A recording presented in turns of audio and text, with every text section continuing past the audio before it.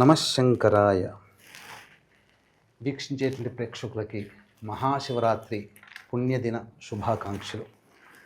అయితే 15వ తారీఖు ఆదివారం రావడం చాలా కలిసి వచ్చేటువంటి అంశం. ఎందుకంటే ఆ రోజు సెలవు కాబట్టి ప్రేక్షకులు అందరూ కూడా ఈ యొక్క పర్వదినాన్ని పురస్కరించుకొని పరమేశ్వరుని ఎంతో భక్తి ప్రపత్తులతో అర్చించి అభిషేకం చేసి పరమేశ్వరుని కృపకి పాత్రులు కాగలరని మనసావాచ కోరుకుంటున్నాను.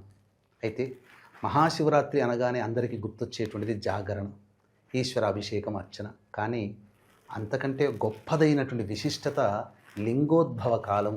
అంటే బ్రహ్మ విష్ణువుల మధ్య ఉన్నటువంటి సంవాదాన్ని తొలగించే క్రమంలో ఈశ్వరుడు లింగాకార రూప దర్శనమిచ్చి ఆది అంతం కనుగొనమని చెప్పాడు.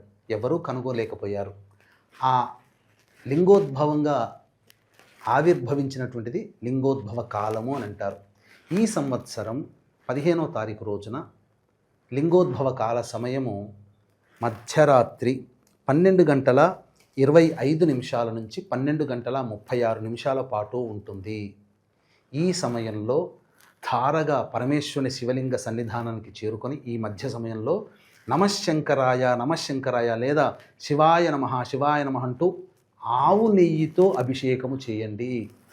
అలాగే శక్తి కొలది మారేడు దళాలతో అర్చన చేయండి. ఇవేవీ మీకు అవకాశం లేదు. కనీసము శివలింగం మీద పెట్టబడినటువంటి మారేడు దళాలైనా కానీ ఆ యొక్క లింగోద్భవ కాల సమయంలో చూసి నమస్కారం చేసుకోండి. పరమేశ్వరుని యొక్క అపారమైనటువంటి కృప మీకు కలిగి ఆ క్షణంలో మీరు కోరుకున్నటువంటి సంకల్పం అచిరకాలంలో నెరవేరుతుంది అని చెప్పడంలో ఏమాత్రం సందేహం లేదు.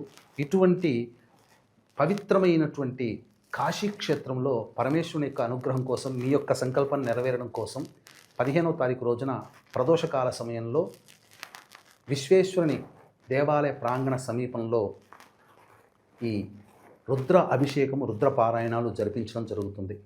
అవకాశం ఉన్న వాళ్ళు 15వ తారీఖు సాయంకాలం 6 గంటల లోపల మీ గోత్రనామాదులు స్క్రీన్పై కనిపిస్తున్న నెంబర్కి కాంటాక్ట్ చేసి నమోదు చేసుకోవచ్చు.